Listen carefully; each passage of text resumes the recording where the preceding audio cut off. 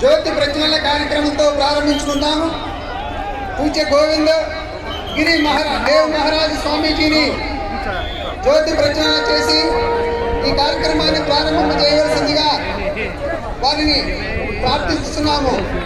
పూజ్య గోవింద దేవగిరి మహారాజ స్వామీజీని ప్రార్థిస్తున్నాము. ఈ కార్యక్రమాన్ని జ్యోతి ప్రజ్వలనతో ప్రారంభించవలసిందిగా